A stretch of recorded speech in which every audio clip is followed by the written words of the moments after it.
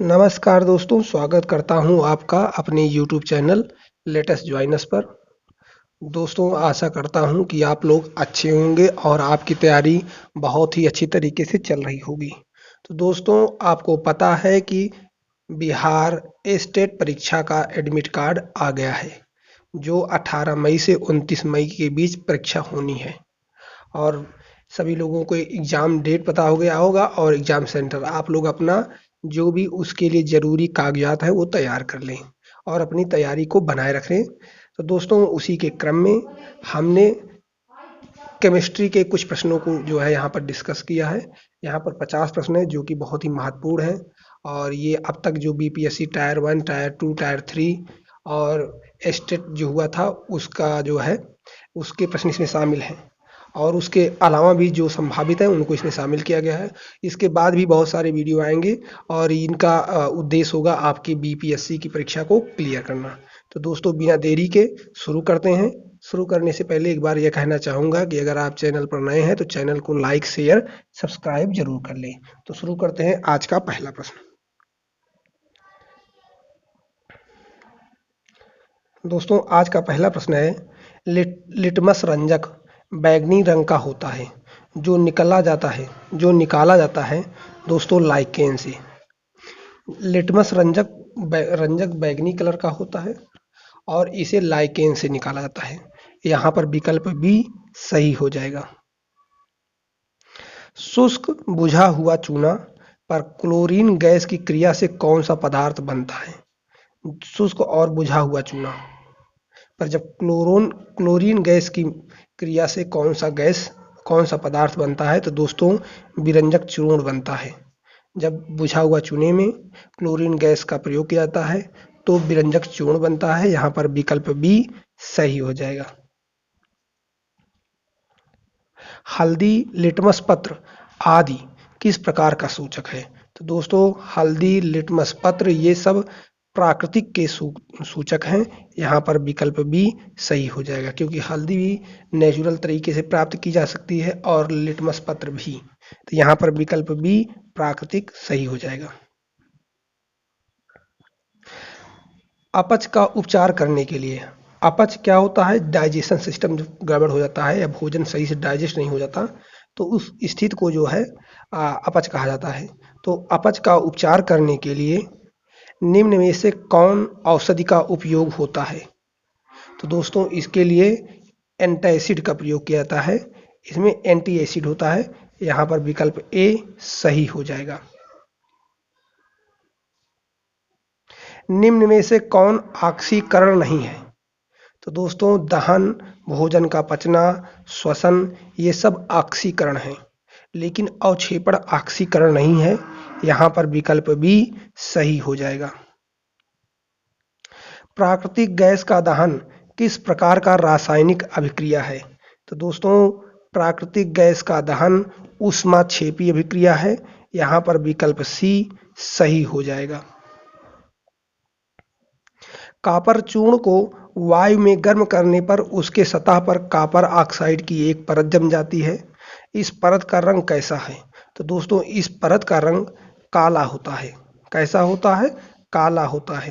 क्या होता है इसमें? कॉपर चूर्ण को वायु में गर्म करने पर, जब कॉपर चूर्ण को वायु की उपस्थिति में गर्म करोगे तो उसकी सतह पर कॉपर ऑक्साइड की एक परत जम जाती है जिसका रंग काला होता है। यहाँ पर विकल्प ए सही हो जाएगा।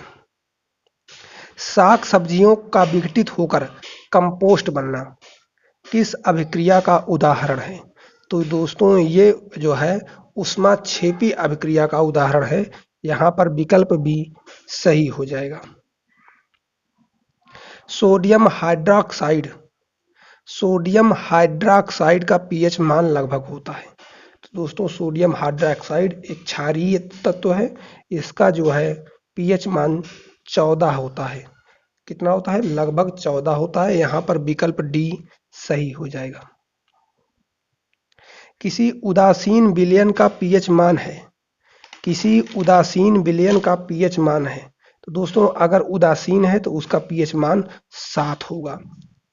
तो यहाँ पर विकल्प ए सही हो जाएगा, 7।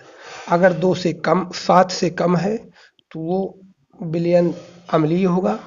यदि 7 से अधिक है तो विलयन क्षारीय कहलाता है। यहाँ पर विकल्प ए सही हो जाएगा। दांत का मसूड़ा किस पदार्थ का बना होता है जो काफी कठोर होता है? तो दोस्तों, दांत का मसूड़ा जो है कैल्शियम फास्फेट का बना होता है, जो शरीर का सबसे कठोर भाग होता है। यहाँ पर विकल्प बी सही हो जाएगा, कैल्शियम फास्फेट। इमली में कौन सा अम्ल होता है? तो दोस्तों, इमली में टार्टरिक अम्ल होता है। यहाँ पर विकल्प बी सही हो जाएगा। लैक्टिक अम्ल आपके दूध में पाया जाता है। ऑक्जेलिक अम्ल आपके सेब और उसमें अंगूर में पाए जाते हैं। और मेथनेइक अम्ल भी आपके मिर्च में भी पाया जाता है और सारी कई चीज़ों में पाया जाता है। विकल्प भी यहाँ सही हो जाएगा। उपचयन अपचयन अभिक्रिया को क्या कहते हैं? तो दोस्तों, उपचयन और अपचयन अभिक्रिया को रेडॉक्स अभिक्रिया कहते हैं। यहाँ पर विकल्प बी सही हो जाएगा। दानेदार जस्ता पर तनु सल्फ्यूरिक अम्ल डालने पर कौन सा गैस उत्सर्जित होता है? तो दोस्तों, दानेदार जस्ता पर तनु मतलब होता है मृदु, सल्फ्यूरिक अम्ल डालने पर हाइड्रोजन गैस निकलती है। यहाँ पर विकल्प ए सही हो जाएगा, हाइड्रोजन गैस। अगला प्रश्न है, सूर्य प्रकाश की उपस्थिति में पौधे CO2 और जल से अपना भोजन तैयार करते हैं। यह कौन सी अभिक्रिया है? तो दोस्तों, यह प्रक्रिया कहलाती है प्रकाश रासायनिक क्रिया। यहाँ पर विकल्प दोस्तों, प्रश्न आगे पीछे हो गया। ये प्रश्न है, यहाँ पर प्रकाश रासायनिक अभिक्रिया सही हो जाएगा, विकल्प सी। क्योंकि पौधे प्रकाश की उपस्थिति में कार्बन डाइऑक्साइड का जो है अवशोषण करते हैं और ऑक्सीजन का उत्सर्जन करते हैं और अपने लिए भोजन का निर्माण करते हैं। विकल्प सी सही हो जाएगा। जिंक तथा लेड कॉपर की अपेक्षा अधिक क्रियाशील होते हैं। दोस्तों, जिंक और लेड कॉपर की अपेक्षा अधिक क्रियाशील होते हैं। अगर इन्हें खुले वातावरण में रखा जाए तो ये बहुत ही जल्दी से क्या होता है, कोई अलग तत्व का भी निर्माण कर लेते हैं। तो यहाँ पर विकल्प बी सही हो जाएगा। अंगूर का किण्वन करना एक रासायनिक परिवर्तन है। यहाँ पर विकल्प ए सही हो जाएगा। मैग्नीशियम के रिबन के दहन होने पर किस प्रकृति का लौह उत्सर्जित होता है? तो मैग्नीशियम के रिबन के दहन होने पर श्वेत चमकदार रंग के प्रकृति का लौह उत्सर्जित होता है। यहाँ पर विकल्प सी सही हो जाएगा, श्वेत चमकदार। सिरका में कौन सा अम्ल पाया जाता है? तो दोस्तों, सिरका में आपका एसिटिक अम्ल पाया जाता है। कौन सा दोस्तों? एसिटिक अम्ल पाया जाता है। सिट्रिक अम्ल आपके खट्टे फलों में पाए जाते हैं। लैक्टिक अम्ल आपके दूध में पाया जाता है। विकल्प डी यहाँ सही हो जाएगा। निम्न में कौन विजातीय यौगिक है? तो दोस्तों, निम्न में प्लास्टर ऑफ पेरिस विजातीय है, क्योंकि खड़िया, संगमरमर, चूना पत्थर ये एक प्रकार के होते हैं लगभग, और इनका निर्माण एक दूसरे से होता है, और प्लास्टर ऑफ पेरिस इनमें से विजातीय है। यहाँ पर विकल्प ए सही हो जाएगा। नींबू के रस का पीएच मान लगभग होता है। तो दोस्तों, आप जानते हो कि नींबू का रस एक प्रकार का अम्ल होता है, तो इसका मान सदैव 7 से कम ही होगा। तो दोस्तों, यहाँ पर सही हो जाएगा, 2.2 हो जाएगा, 2.2 पीएच मान नींबू का रस का। यहाँ पर विकल्प बी सही हो जाएगा। मधुमक्खी के डंक मारने पर किस पदार्थ से उपचार करना लाभकारी है? तो दोस्तों, इसका उपचार बेकिंग सोडा से किया जाता है। यहाँ पर विकल्प ए सही हो जाएगा। मधुमक्खियां जब काटती हैं तो एक विशेष प्रकार के एसिड शरीर में इंजेक्ट कर देती हैं, जिससे असह्य पीड़ा होती है और पूरे शरीर में सूजन हो जाती है। यहाँ पर विकल्प ए सही हो जाएगा। मुंह साफ करने के लिए किस प्रकार के मंजन का व्यवहार करना चाहिए जिससे कि दंत क्षय रोका जा सके? तो दोस्तों, दंत क्षय को रोकने के लिए क्षारकीय दंत मंजन अर्थात जिसमें लवण हो, उस प्रकार के दंत मंजन का प्रयोग करना चाहिए। यहाँ पर विकल्प बी सही हो जाएगा। निम्न में से कौन अधातु विद्युत का सुचालक है? तो दोस्तों, ग्रेफाइट विद्युत का सुचालक है, और इसलिए क्योंकि कापर आपकी जो है एक प्रकार की धातु है, हीरा भी धातु है, और सल्फर एक प्रकार की गैस है। तो दोस्तों, यहाँ पर ग्रेफाइट एक अधातु है जो विद्युत का सुचालक है। विकल्प ए सही हो जाएगा। निम्न में से किस धातु को चाकू से काटा जा सकता है? तो दोस्तों, सोडियम एक ऐसी धातु है जिसे चाकू से काटा जा सकता है। विकल्प सी यहाँ सही हो जाएगा। जस्ता के अयस्क हैं। तो दोस्तों, जस्ता के अयस्क को जिंक ब्लेड कहते हैं। यहाँ पर विकल्प ए सही हो जाएगा। बॉक्साइड एल्युमिनियम का अयस्क है दोस्तों। सिनेबार आपके जो है किसका? चांदी का जो है सिनेबार आपका चांदी का अयस्क होता है। यहाँ पर विकल्प ए सही हो जाएगा।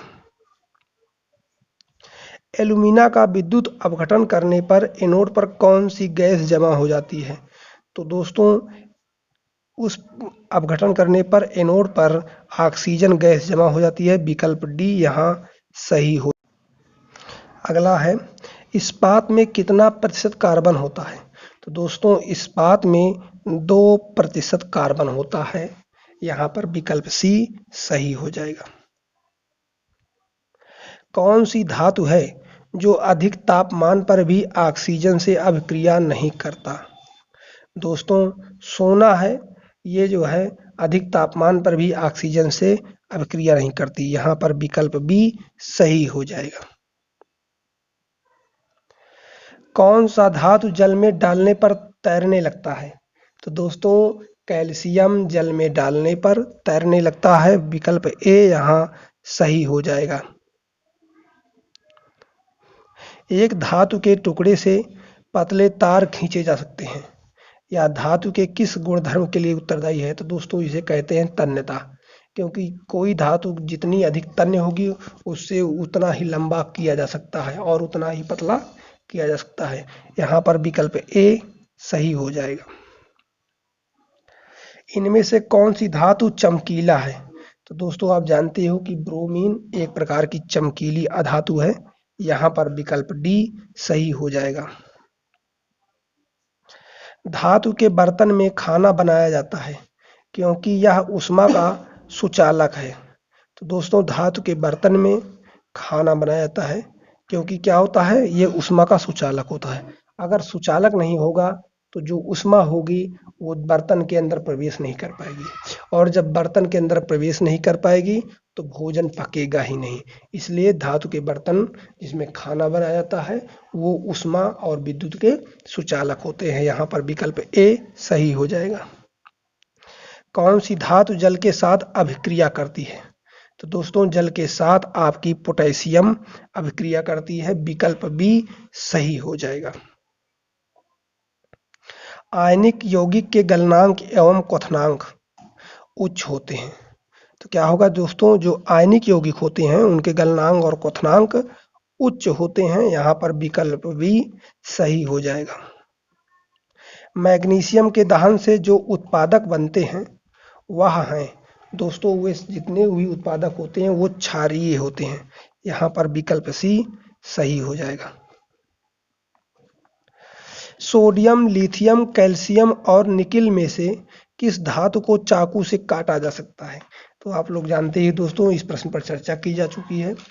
क्योंकि सोडियम एक ऐसी धातु है जिसे चाकू से काटा जा सकता है। विकल्प ए। आभूषण बनने वाला सोना होता है दोस्तों, वो होता है 22 कैरेट का। दोस्तों, यहाँ पर विकल्प ए सही हो जाएगा। सिल्वर तथा कॉपर ऊष्मा के सबसे अच्छे चालक हैं। सिल्वर और कॉपर ऊष्मा के सबसे अच्छे चालक हैं। यदि सिल्वर और कॉपर से बने तारों का उपयोग किया जाता है तो सबसे कम विद्युत का क्षय होता है और सबसे अधिक तेजी से ऊष्मा का संचालन विद्युत का संचालन होता है। यहाँ पर विकल्प ए सही हो जाएगा। इनमें से कौन सी धातु द्रव अवस्था में पाई जाती है? तो दोस्तों आप जानते हो कि मरकरी एक ऐसी धातु है जो द्रव अवस्था में पाई जाती है कमरे के तापमान पर। यहाँ पर विकल्प बी मरकरी सही हो जाएगा। निम्न में से किस धातु को किरोसिन में डुबो कर रखते हैं? दोस्तों सोडियम को किरोसिन में डुबो कर रखा जाता है, नहीं तो वो अभिक्रिया करने लगती है। यहाँ पर विकल्प ए सोडियम सही हो जाएगा। निम्न में कौन अधातु पानी में डुबो कर रखी जाती है? तो दोस्तों श्वेत फास्फोरस को पानी में डुबो कर रखा जाता है क्योंकि बहुत ही अधिक ज्वलनशील होती है। यहाँ पर विकल्प बी श्वेत फास्फोरस सही हो जाएगा। निम्न में कौन सी धातु तार के रूप में उपलब्ध है? तो दोस्तों तार के रूप में उपलब्ध धातु आपकी कॉपर है, विकल्प सी यहाँ सही हो जाएगा।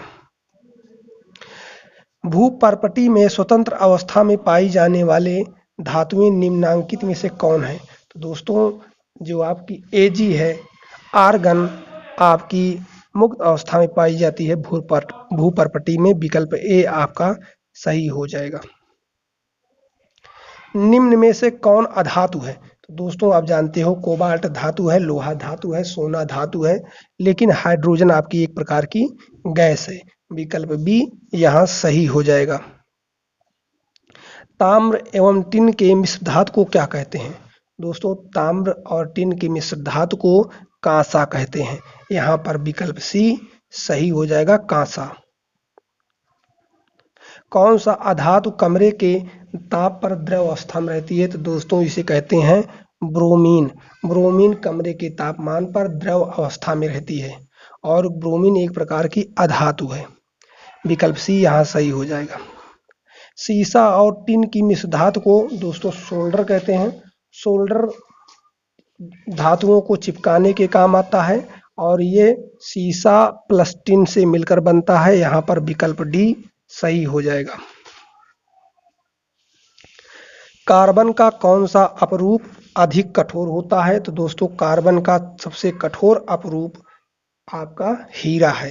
हीरा कार्बन का अपरूप है। यहाँ पर विकल्प भी सही हो जाएगा और सबसे कठोर धातु भी है। कॉपर को वायु में जलाने पर कौन सा यौगिक बनता है? तो दोस्तों जब कॉपर को वायु में जलाया जाता है तो कॉपर ऑक्साइड बनता है। यहाँ पर विकल्प सी सही हो जाएगा, कॉपर ऑक्साइड। तो दोस्तों आज के सेशन में ये 50 प्रश्नों पर चर्चा की गई और ये केमिस्ट्री के बहुत ही महत्वपूर्ण प्रश्न हैं जो विभिन्न एग्जामों में पूछे गए हैं। इसके बाद भी जो सेशन आएगा वो आपके केमिस्ट्री से, उसमें भी कम से कम 50 प्रश्न होंगे। कोशिश की जाएगी 50 से अधिक, लगभग 100 प्रश्न हों, लेकिन कम से कम 50 तो जरूर ही आप लोगों के पास टाइम टू टाइम पहुंचेगा। इन्हें देखिए और अच्छे से तैयार करिए।